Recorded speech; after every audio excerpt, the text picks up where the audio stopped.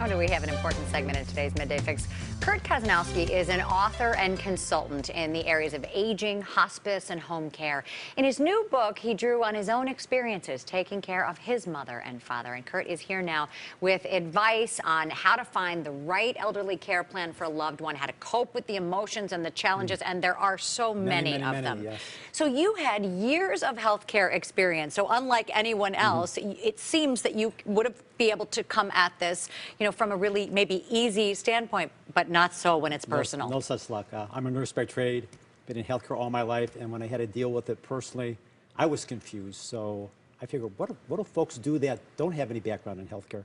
Navigating the healthcare system and finding the right resources is challenging, to say the least. And I think for many, you think, okay, home health care, because then we wouldn't have to move our parents, but financially, it's out of reach for so many. Do you have any advice? Yeah, there's one small benefit that's through the VA. It's called aid and attendance. Anybody that's been in the service has eligibility for this, and it helps pay for personal care so you can stay in your home. So it's called aid and attendance.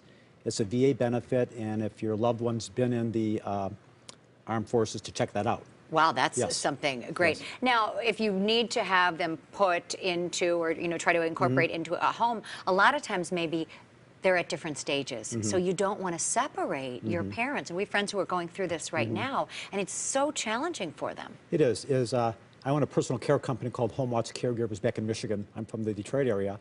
And we have 10 folks that are doing 24-hour live-in care. They basically have turned their home into a boutique assisted living center, and then use resources to hire Homewatch to come and provide the care, because they want mom and dad to age in place.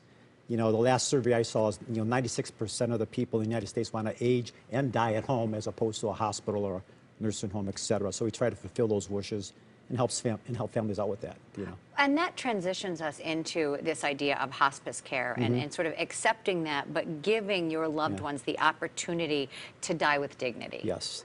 Hospice is the most wonderful gift that a family can give to a loved one, and it's one of the most misunderstood resources in our community, because they feel it's just for people that are on death's bed, when in fact that benefit, and we're all paying for it, is meant to be a 6-month benefit. So my advice to anybody that's out there right now, even thinking about hospice for a loved one, getting an evaluation to even determine if they meet eligibility, and at least you have that information so you can make a good decision.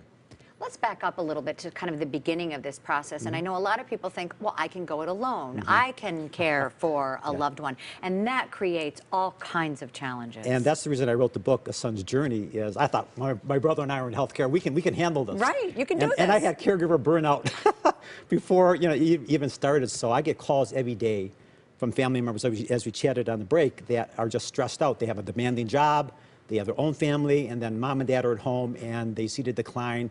And the caregiver burnout starts to impact them, and it just disintegrates the whole family unit. And it doesn't need to be that way. With the right planning and the right information and the right resources, families can deal with this effectively and stay out ahead of the wave. One of the things you also talk about in the book that I think is so important is that conversation, beginning the conversation, and perhaps we realize it before our parents would realize it.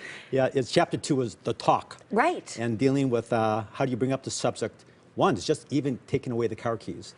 Thank God my mom sat down one day with my brother and I said, guys, I think I should stop driving. And thank God, Mom, you did that for us. Yes, but so many don't. Yes. And so that's really the first stage of it. Yes, it is. And it's sitting down and approaching it from a place of compassion and love, as opposed to demeaning your parents and trying to take things away. So it's the phraseology and the techniques of communication, which the chapter describes, that helps folks out.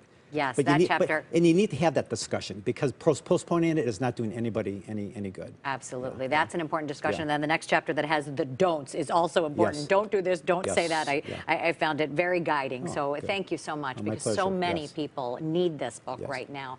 If you want more information, you can visit asonsjourney.com or thehomecareexpert.com. We'll also have a link on our webpage as well at WGNTV.com/midday.